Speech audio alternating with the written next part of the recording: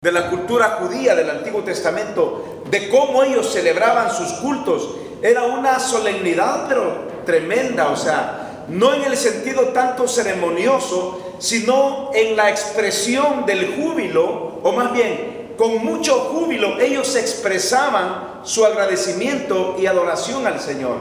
También la Biblia dice en el Antiguo Testamento que este pueblo de Israel, cuando llegaban para el templo, no iban con las manos vacías, ellos iban para ofrecerles sacrificios y holocaustos a Dios. Entonces, hermanos, yo creo que tenemos mucho que aprender del entusiasmo del pueblo de Israel en el Antiguo Testamento. No todo era ley, no todo era, por ejemplo, haz esto y vivirás, o no haz esto y morirás, sino que había un regocijo y un propósito al ir a la casa de Dios. Y yo creo que por eso digo, es un privilegio venir a la casa de Dios. Ahora, piense usted también en personas que probablemente quisieran venir y que por alguna razón no pueden venir. Quizás razones de trabajo, quizás razones de tiempo, o peor aún, razones de enfermedad, que aunque quisieran venir, no pueden porque están postrados en una cama.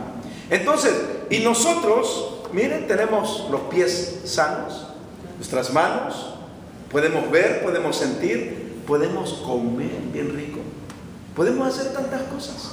Y a veces, hermanos, como que la desidia, la flojera nos gana, ¿me entienden? Pero todo requiere esfuerzo, todo requiere una cuota incluso de sacrificio. Cuando me refiero a una cuota de sacrificio, es cuando estás cansado y aún así vienes. Es cuando no tienes tiempo y tienes que sacar tiempo para Dios. Sacrificio. O es como la viuda, por ejemplo, que dice la Biblia que la viuda, ¿qué hizo la viuda? Dio todo lo que tenía. ¿Usted no cree que hizo un sacrificio en el Nuevo Testamento? Mientras Jesús veía que todos en las arcas daban de lo que les sobraba, Jesús vio el corazón de esta mujer en el Nuevo Testamento y dice que la viuda dio todo lo que tenía. A eso me refiero en sacrificio. A veces tenemos que dar un sacrificio. Pero bueno, no vamos a hablar de eso esta noche, pero quiero que vayamos a Proverbios. Lo que estoy diciendo es como para animarnos, hermanos, a que es un privilegio venir a la casa de Dios y estar en la casa de Dios. Vamos a Proverbios capítulo 3, versículo 5 al versículo 8 esta noche.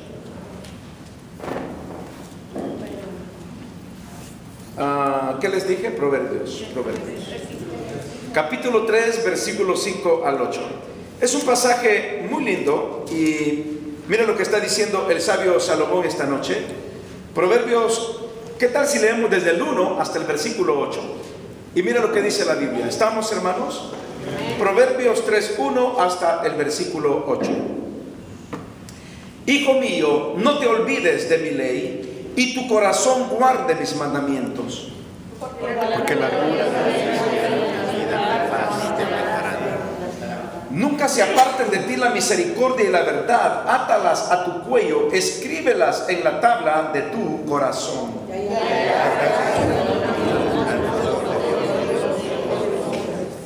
Fíate de Jehová de todo tu corazón y no te apoyes en tu propia prudencia.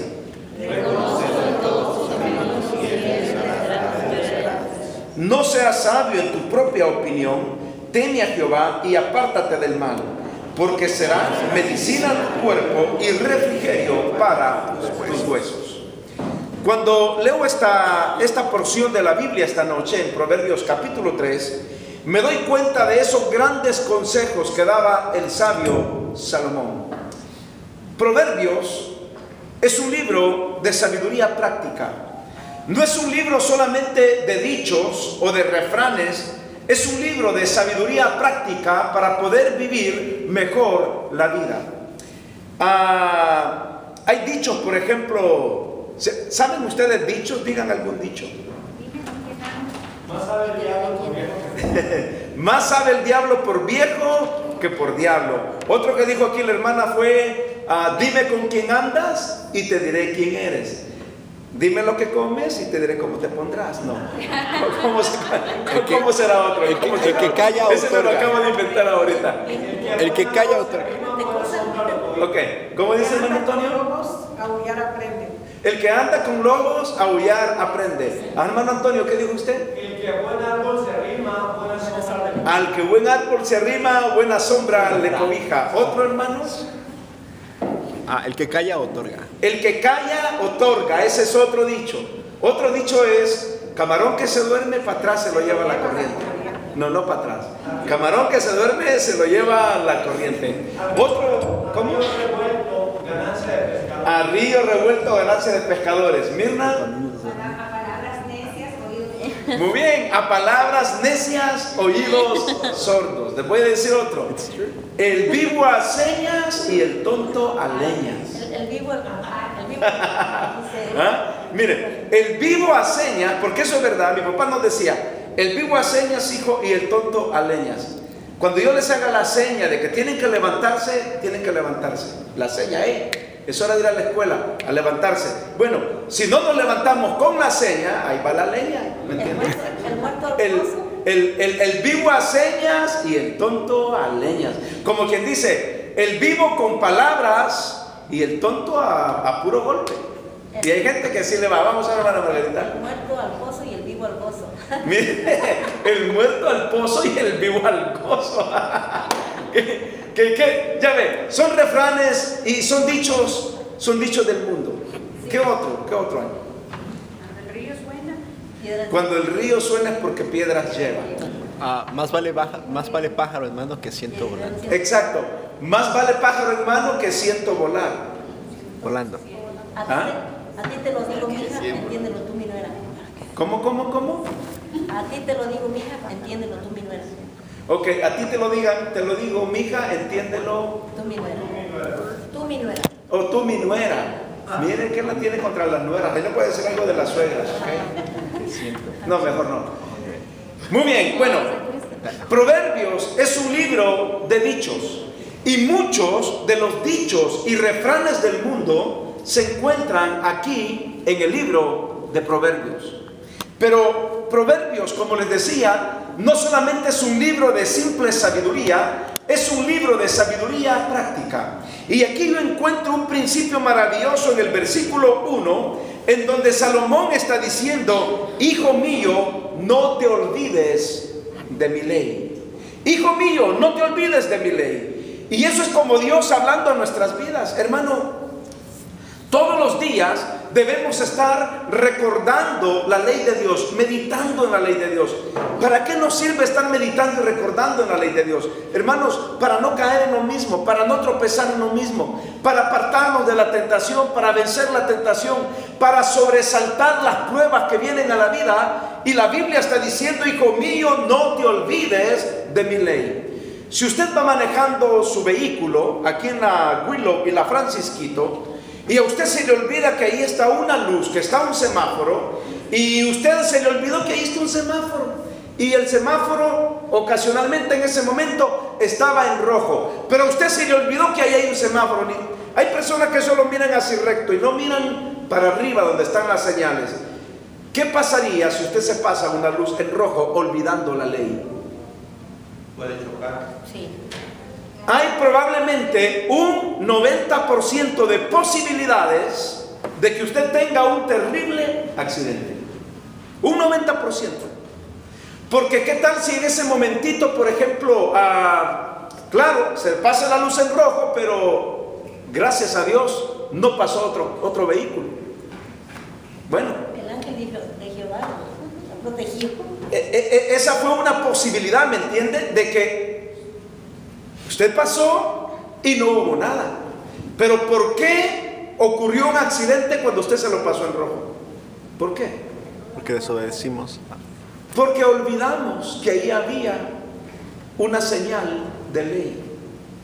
La Biblia nos está diciendo esta noche, Dios nos dice a través de Salomón, que no olvidemos su ley, que no olvidemos sus mandamientos, porque el olvidar los mandamientos nos lleva al fracaso. El olvidar la ley de Dios nos lleva al fracaso moral y espiritual en nuestras vidas. Hermanos, dice aquí Salomón también, y tu corazón guarde mis mandamientos. ¿Qué significa la palabra guardar en este caso? Significa cumplir. significa así, observar, pero más que todo tiene que ver con un principio de llevarlo a la práctica. Porque, hermanos, miren, hay gente que tiene los mandamientos aquí en la mente, pero es en teoría. En teoría. El asunto es que esas cosas que nosotros ya sabemos, las llevemos a la práctica para no caer en el fracaso. Entonces, cuando Salomón está diciendo, hijo mío, no te olvides de mi ley, lo está diciendo porque en primer lugar, Dios sabe que somos personas olvidadizas. Un ejemplo tremendo es el del pueblo de Israel en el Antiguo Testamento. ¿Cuántas veces Dios bendecía al pueblo de Israel? Y hermanos, pero es que es increíble. En la mañana les daba la bendición y al mediodía ya se les había olvidado cómo Dios los había bendecido. Acababan apenas de ver el milagro de cruzar el Mar Rojo como por tierra seca y ya al otro lado estaban quejándose que querían volver otra vez a Egipto. Imagínense cómo somos de olvidadizos los seres humanos. Por eso que dice el Salmo 103, bendice alma mía Jehová. ¿Y qué dice? Bendice alma mía Jehová y no olvides ninguno de sus beneficios. Hermanos, ¿no cree usted que somos fáciles para olvidar los beneficios que Dios nos da? Por eso tenemos multitud de cristianos desagradecidos con Dios. Un ejemplo práctico, menciónenlo ustedes en el Nuevo Testamento, de gente que Dios le ayudó y que se olvidaron en el momento. Hay un ejemplo bien práctico en el Nuevo Testamento. Los que fueron limpiados de la lepra. Los 10 leprosos, hermanos. Los 10 leprosos. Que dice la Biblia que se pusieron en el camino, se pararon y comenzaron a gritar, Jesús, hijo de David, ten misericordia de nosotros. Y claro, Jesús es misericordioso. ¿Y cómo no se va a compadecer ante el dolor y la necesidad de aquellos que le están pidiendo? ¿Y qué les dijo el Señor Jesús? Les dijo, muy bien, váyanse, porque en el Antiguo Testamento la ley decía que un leproso, para aseverar que ya estaba sano, tenía que mostrarse ante el sacerdote. Si no tenía alguna llaga viva en la frente, en el dorso de las manos o en cualquier parte del cuerpo, el sacerdote hacía la vez de un juez, lo declaraba sano. Ya podía platicar con la gente, podía ir al mercado, podía ir al súper, podía meterse a una pupusería, una taquería donde venden champurrado, podía ir a cualquier parte. Pero mientras el sacerdote no lo declaraba sano, no podía comer esas pupusas ricas, hermanos. No podía disfrutar de las delicias de un buen restaurante. ¿Por qué? Porque podía contaminar a los demás. Y Jesús les dijo, vayan y muéstrense a los sacerdotes. Y mire qué maravilloso. Dice en la Biblia que mientras ellos iban, ¿qué pasó? Mientras ellos iban, fueron limpiados. ¿Y qué pasó pues? ¿Qué pasó con los 10? Vamos a ver, ¿qué pasó con los 10? Uno regresó. Solamente uno, y que no era judío, dice la Biblia, que regresó y le dijo, Señor, te doy gracias porque me sanaste. Y aquí viene la reacción lógica y natural del Señor Jesús. Y él preguntó y le dijo, ¿y los otros 9 dónde están? Imagínense, Jesús no pasó por alto la actitud de los otros 9. Y él preguntó inmediatamente, ¿y los otros 9 dónde están? ¿Sabe por qué? Porque Jesús, aunque es Dios, espera una respuesta y una actitud de agradecimiento por cada uno de nosotros. Que no nos olvidemos de lo que Él hace, hermanos, en nuestras vidas. Y por eso les dijo, ¿y los otros 9 dónde están? ¿Y qué dijo el leproso? Se han ido, Señor. Y el mismo evangelista dice, y era un samaritano el que vino y le dio gracias a Dios.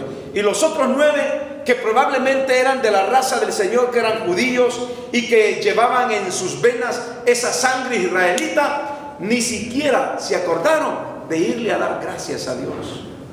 Entonces, por eso el salmista dice, bendice alma mía Jehová y no olvides ninguno de sus beneficios.